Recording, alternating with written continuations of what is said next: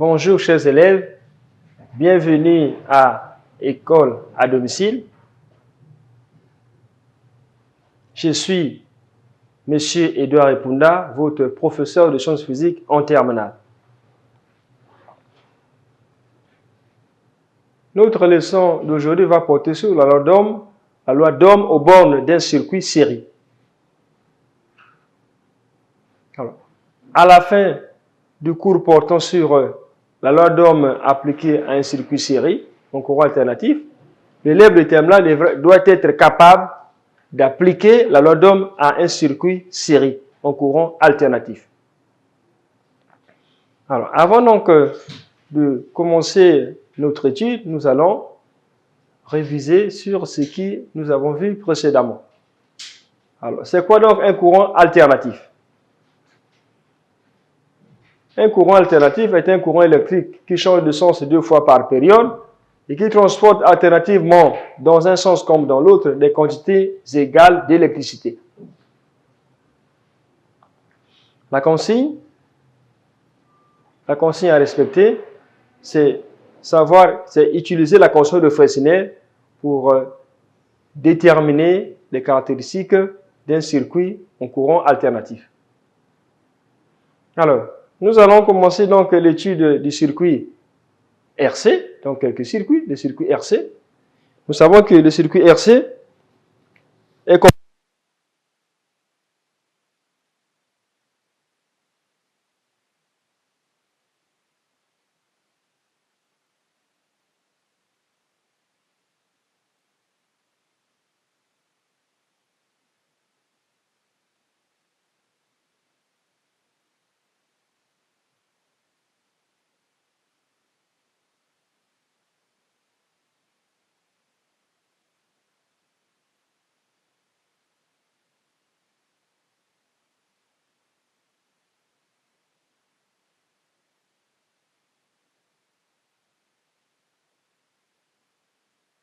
mais simplement parce que c'est une autre dipôle.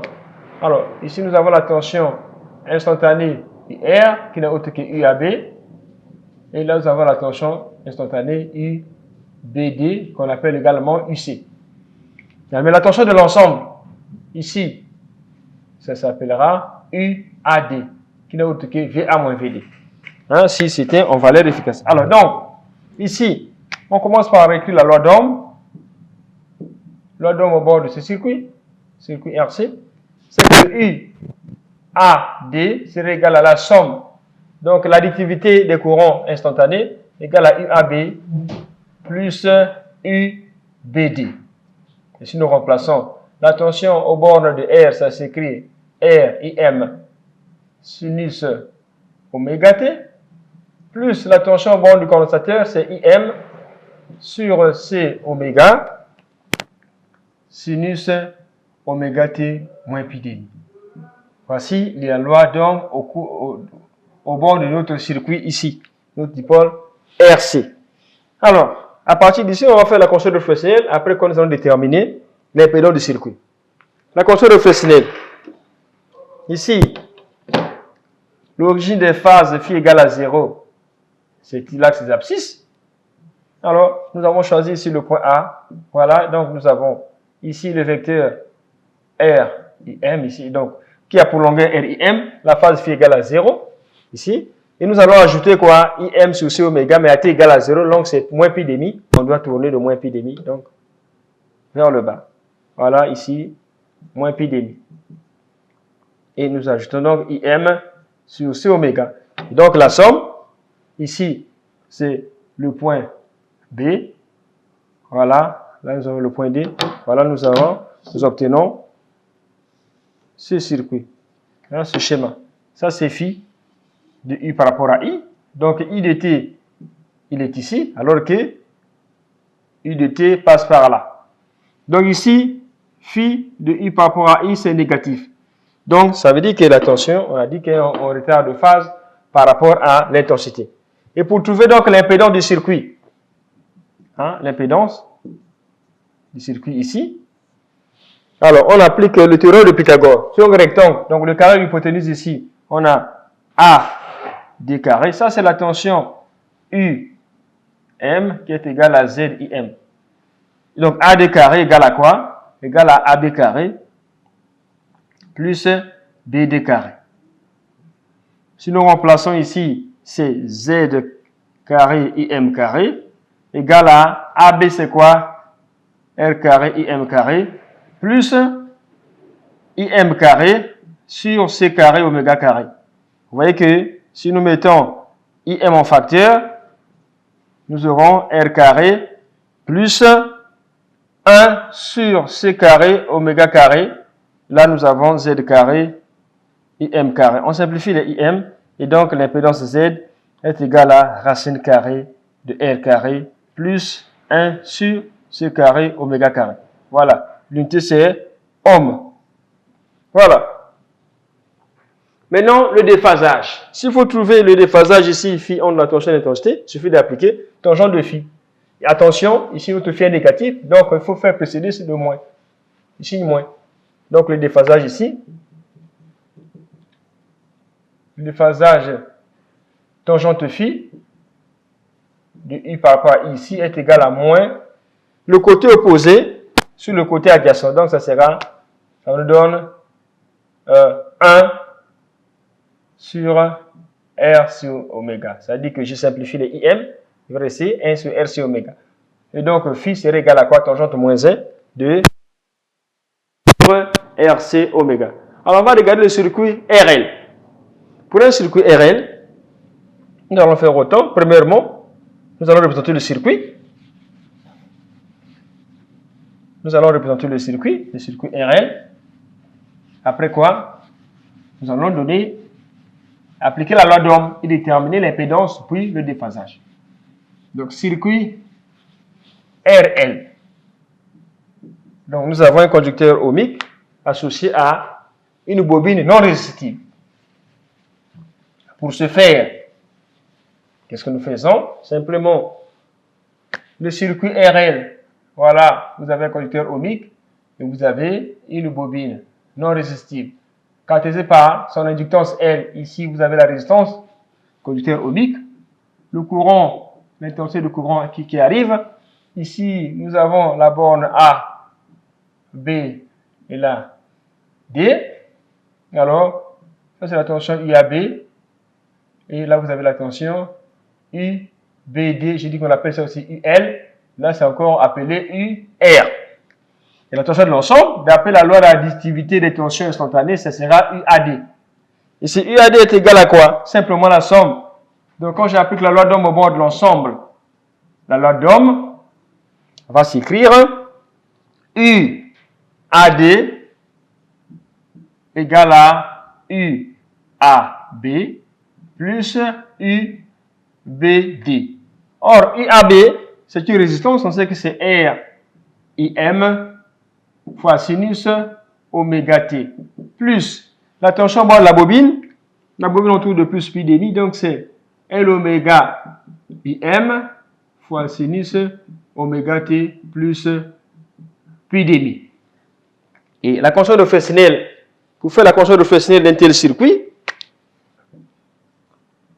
la construction de Fresnel. Alors, comment on fait? Alors, il faut définir donc partie de l'origine des phases. Voilà. Ici, c'est RIM parce que c'est, voilà, là c'est le point A. Voilà. On va ajouter L oméga IM. Mais avant de l'ajouter, il faut tourner de plus pi demi. Parce que là, c'est phi égale à 0. Donc, nous tournons de pi demi. Nous avons dit que le vecteur de Fresnel se construit à t égale à 0. Donc, je tourne de pi demi. Après, j'ajoute, voilà, là, plus pi demi. J'ajoute L oméga IM. Et la somme me donne ce que j'ai ici. Ça, c'est l'ensemble qui est égal à ZIM. Et ça, c'est le phi de U par rapport à I. Ça veut dire que I de T, lui, il est là. La tension, I de T, voilà, passe par ici. Tension de l'ensemble. Alors, pour déterminer donc l'impédance du circuit, impédance d'un tel circuit. Simplement, j'applique le théorème de Pythagore parce que j'ai affaire à un triangle rectangle. Bon, j'ai appelé A, B, là c'est D, ici. Donc, triangle rectangle en B. L'angle doit être ici. Donc, d'après le théorème de Pythagore, AD au carré est égal à quoi? Égal à AB carré plus BD carré. Ici, nous remplaçons AD, c'est quoi? C'est ZIM carré. Donc, Z carré, IM carré. Égal à quoi? AB, c'est RIM, R carré, IM carré, plus L carré, oméga carré, IM carré. Donc, si nous mettons ici IM carré en facteur, il va rester R carré plus L carré, oméga carré. Ici, nous avons Z carré, IM carré. Et on simplifie les IM. Nous trouvons que l'impédance de ce circuit, c'est tout simplement Z carré égale à R carré plus L carré, oméga carré. Donc, Z est égal à racine carrée de R carré plus L carré, oméga carré. Voilà. Et le déphasage phi, si nous faisons le déphasage entre la tension et l'intensité, c'est que nous avons mentionné ici. Alors, si nous appliquons simplement tangente alpha, tangente de phi est parlant, tangente de phi dans le même triangle I par rapport à I, côté opposé, L oméga, IM, divisé par le côté adjacent, c'est R, IM, donc ça fait sur R. Voilà. Et donc, phi serait égal à quoi? Tangente moins 1 de L oméga sur R. Alors, maintenant, si c'est dans le cas où la bobine est résistive, la bobine maintenant devient résistive. Ça, on a fait le cas d'une bobine purement inductive. Ça, nous prenons la bobine résistive.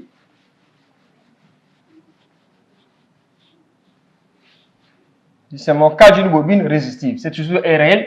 Et ici, le L a maintenant une résistance interne. Donc, la bobine est résistive. Alors, si la bobine est résistive,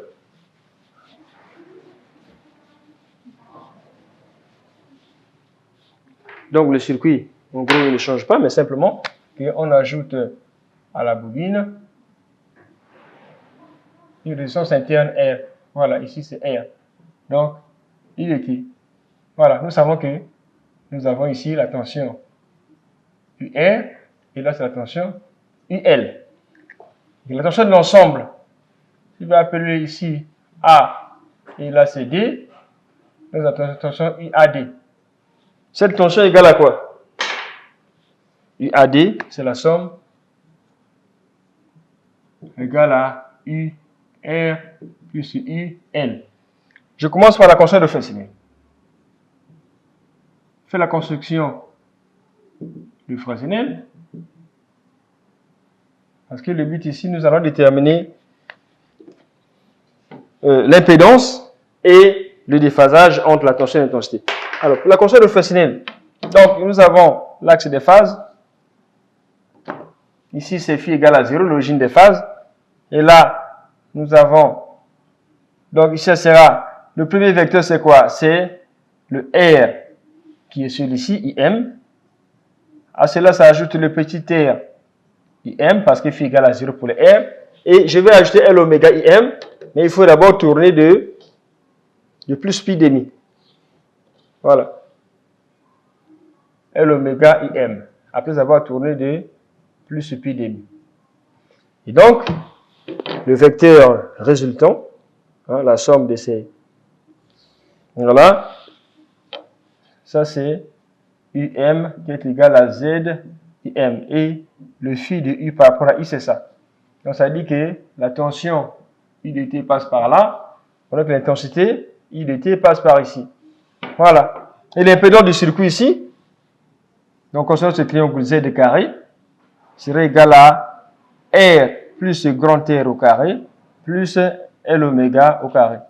Voilà. Donc, Z est égal à racine carrée de R plus grand R au carré, plus L carré oméga carré. Ça, c'est l'impédance du circuit. L'impédance. Je n'ai pas écrit, c'est l'impédance du circuit. Exprimé en ohms. Alors, le déphasage. Donc, phi de l'ensemble et puis phi de la bobine à part. Alors, Le déphasage, c'est très simple. C'est très simple. Aïe. Le déphasage, phi de I par rapport à I.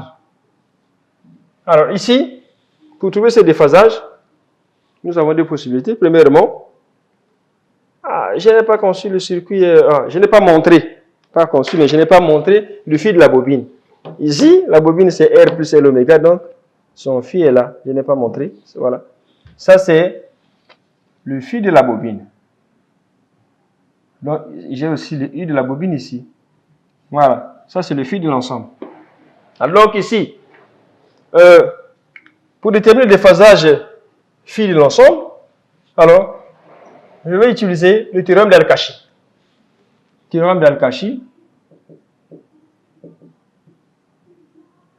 Après le théorème d'Al-Kashi, alors le carré de ce côté, l'angle qui est opposé à ce côté à UB, c'est phi I. Donc on aura UB carré, attention à la bobine au carré, égale à quoi? Égale à U de l'ensemble au carré, plus ici, c'est le U de R, UR carré, moins 2 fois U de R, fois cosinus de l'angle phi de U par rapport à I. Donc vous voyez bien que cosinus de phi de U par rapport à I, c'est égal à UB, U carré, plus UR carré, moins I de la bobine au carré. Voilà, la somme là, divisé par 2 fois U de l'ensemble fois UR. Voilà. Et puis, phi serait égal à quoi? Cosinus moins 1 de cette relation, ce que nous avons ici. Donc, la tension de l'ensemble plus la tension de la résistance du conducteur ohmique moins la tension de la bobine au carré divisé par la tension de l'ensemble fois la tension de la bobine multiplié par 2. Alors, maintenant pour déterminer le déphasage, donc phi de la bobine simplement. Donc phi de la bobine. Ici, pour trouver ça, qu'est-ce qu'on fait? Je considère toujours ce triangle, mais cette fois-ci, je prends cet angle-là, que je vais appeler l'angle alpha, qui s'oppose à I de l'ensemble. Donc ici, d'après toujours le théorème d'Al-Kashi, ça c'est son angle, l'angle qui est opposé à ses côtés. Donc on aura I de l'ensemble au carré égale à UR carré, plus le UB au carré, moins 2UR fois UB fois cosinus de l'angle alpha. Donc on aura cosinus alpha égale à UR carré plus UB au carré moins U de l'ensemble au carré, le tout divisé par 2 fois UR fois UB. Or, nous savons que alpha plus phi B égale à pi. Vous voyez? Donc, alpha serait égal à pi moins phi B. Et si nous faisons cosinus de pi moins phi B égale à moins cos de phi de B. Ce qui fait que, si nous remplaçons ici, donc le moins cos là, alpha par moins cos de phi B, nous trouvons que cosinus de phi B devient égal à UR.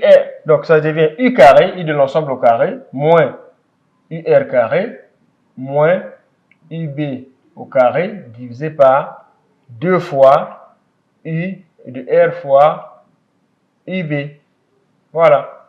Donc, phi B sera cosinus moins 1. Cosinus moins 1 de cette expression que nous venons de trouver ensemble. Voilà donc déterminer le déphasage dans les cas.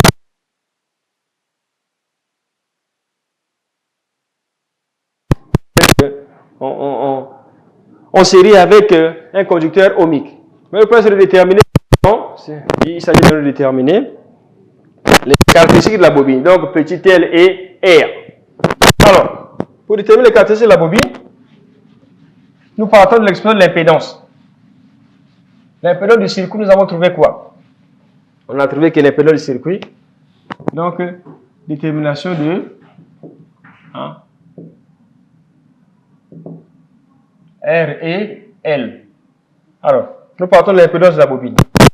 Cet impédance s'écrit Z carré égale à, la tour c'est R plus grand R au carré, plus L oméga au carré. Nous allons développer cette expression.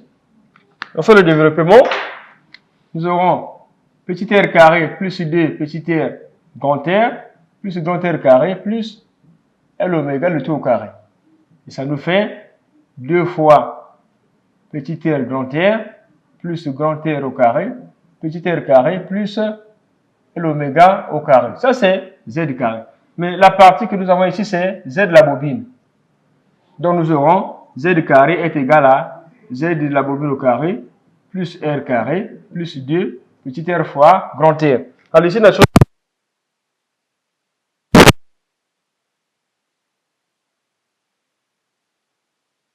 que on peut facilement trouver petit r. Petit r serait égal à quoi? Petit r serait égal à Z de l'ensemble au carré moins Z de la bobine au carré moins grand R carré sur 2 fois grand R. Alors, ici, on va donner la tension au bord de la bobine et la tension de l'ensemble. On aura I de l'ensemble égale à ZI et I de la bobine égale à Z de la bobine fois I.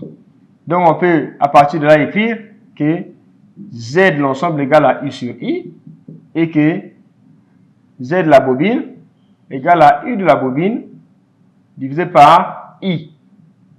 Dans ces conditions, le R va s'écrire 1. On peut écrire 1 sur 2 fois grand R multiplié par ZI sur I au carré moins I de la bobine sur I au carré moins R carré. Voilà comment on trouve la résistance interne de la bobine. Alors, ça veut dire que la tension est donnée, celle au bord de la bobine est donnée, la valeur de R est donnée, je trouve la résistance interne de la bobine. Maintenant, comment je vais faire pour déterminer l'inductance de la bobine? L'inductance de la bobine,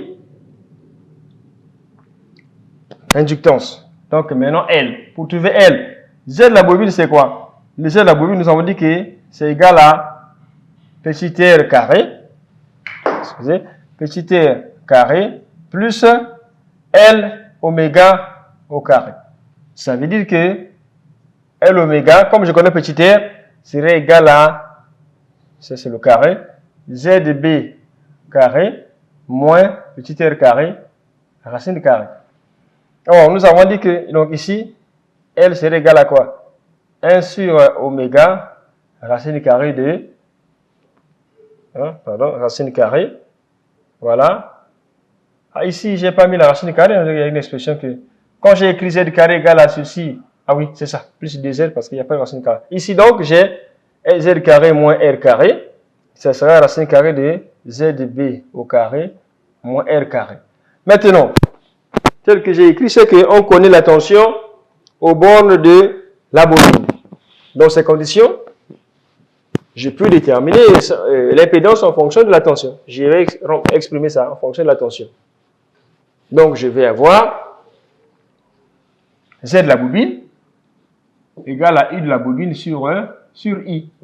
Donc, l'inductance de la bobine devient égale à 1 sur oméga égale à 2 pi N.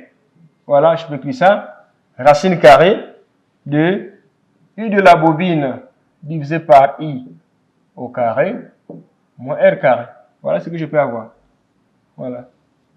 Puisque R carré, j'ai déjà calculé. Je trouve donc l'expression de la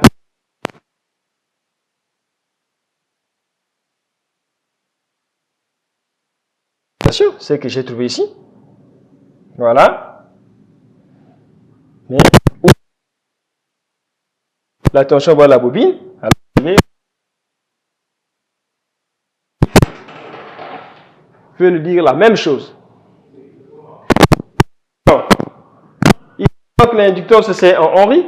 Là où excusez.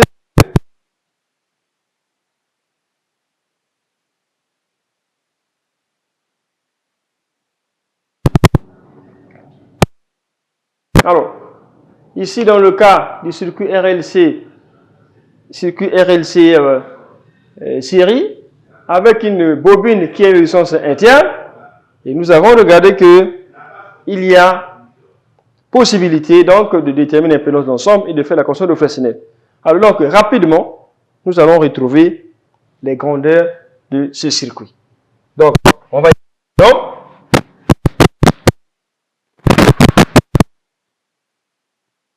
donc le circuit RLC avec une bobine qui a une résistance interne.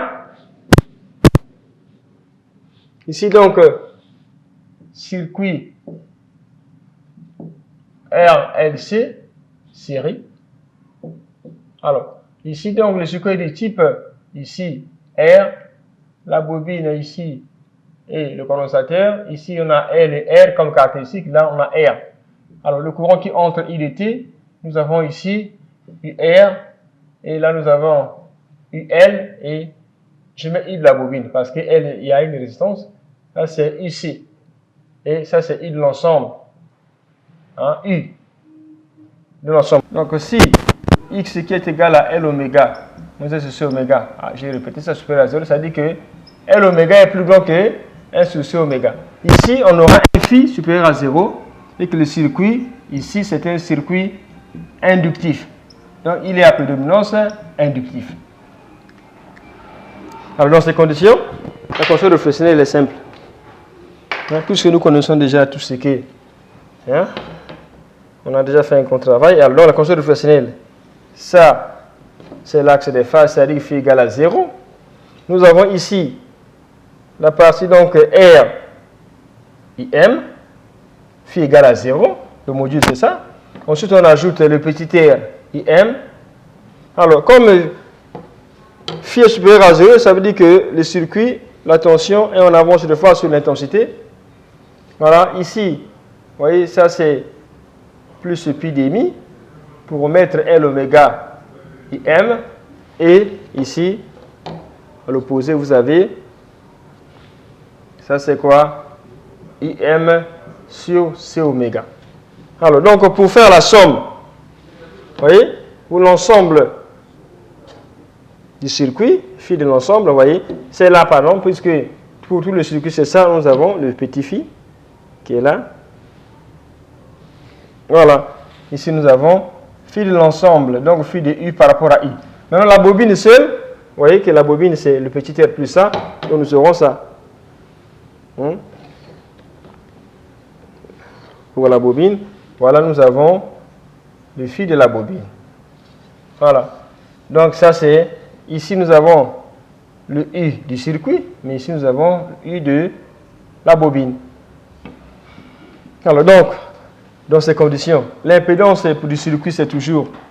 Hein, l'impédance ne change pas. Bon, donc, le R va s'additionner simplement. L'impédance de ce circuit, ça sera quoi?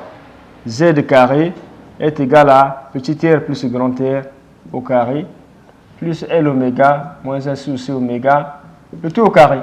Donc, Z sera la racine carrée de R plus grand R au carré plus L oméga moins 1 sur C oméga, le tout au carré. Et l'unité ici, c'est ohm. Voilà. Maintenant, si L oméga est plus petit, ça c'est le cas où L oméga dépasse. Vous voyez que la tension IDT ici fait ça, alors que l'intensité de courant est sur l'horizontale, donc phi supérieur à 0. Alors pour avoir le phi, il dit qu'il suffit de faire tangente phi avant de faire l'autre cas où le circuit est capacitif. Ici, le circuit est inductif. Donc ici, pour avoir phi, tangente de phi égale à quoi? Tangente de phi de U par rapport à I égale à quoi? Mais c'est égal. Côté opposé, ici, c'est quoi? L oméga moins 1 sur C oméga divisé par le côté adjacent, c'est petit r plus grand R. Et à partir de là, on peut déduire phi tangente moins 1 de cette expression. Alors maintenant, le cas où, si la réactance est X inférieure à 0, ça veut dire que L oméga plus petit que 1 sur 1 C oméga. À ce moment-là, le schéma ou la construction réflexionnaire change. Parce que avant de faire la construction réflexionnaire, chaque fois que nous avons développé un circuit RLC, avant de procéder à la construction réflexionnaire, il faut tout d'abord déterminer la réactance. Donc, on compare L oméga et 1 sur C oméga. Alors, ici, donc, ici, L oméga est plus petit. Alors, donc, le circuit devient, on aura dit que phi est négatif. Donc, le circuit est capacitif. On appelle le dose capacitif. Alors, dans ces conditions, la constante référentielle sera celle-ci. Alors ici, nous avons la partie RIM plus le petit r de la bobine IM. Et nous allons ajouter l'impédance, donc la tension aux bornes du condensateur. C'est IM sur C oméga. Et la tension aux bornes de la bobine, voilà, c'est ça, L oméga IM. J'ai dit que c'est ce que je vais le tracer ici. Parce que pour la bobine, on tourne de plus pi demi. Voilà. Alors que là, pour le condensateur, c'est moins pi demi. Donc la tension de l'ensemble, pour l'ensemble du circuit, donc pour l'ensemble du circuit, voilà, la somme va donner ici. Ça c'est I de T. Donc ça c'est I de l'ensemble, qui n'est autre que, si je mets IM, ça sera Z IM. Voilà, le phi de U par rapport à I. I de T est ici. Donc I est en retard par rapport à I. Donc ici, I est en retard par rapport à I. Alors, maintenant, la bobine, c'est le RIM plus le L oméga IM. Donc c'est la somme qui est ici.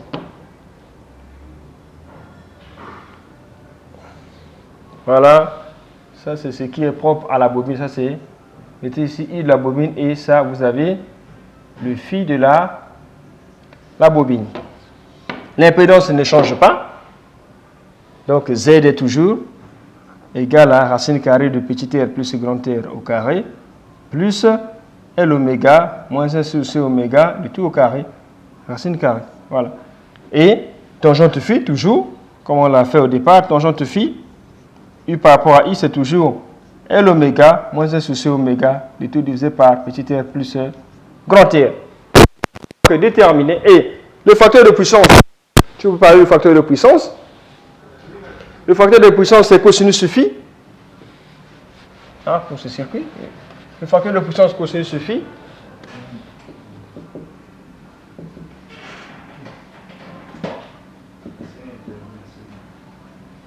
Cosinus phi, c'est quoi? Cosinus phi égale à côté adjacent.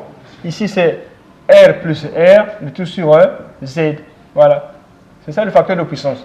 Sachant que Z égale à quoi? Racine carrée de R plus grand R au carré, plus L oméga moins 1 sur C oméga au carré. Le facteur de puissance, c'est un nombre, n'a pas d'unité, sachant que ça ne peut pas atteindre, c'est celui inférieur à 1, parce que c'est le cosinus. Et l'impédance, c'est en ohm. Voilà donc ce qu'il nous fallait déterminer. Donc la loi d'Ohm et les caractéristiques de notre circuit. Chers élèves, nous voici donc à la fin de notre leçon portant sur la loi d'Ohm aux bornes d'un circuit RLC série. Au revoir et à bientôt.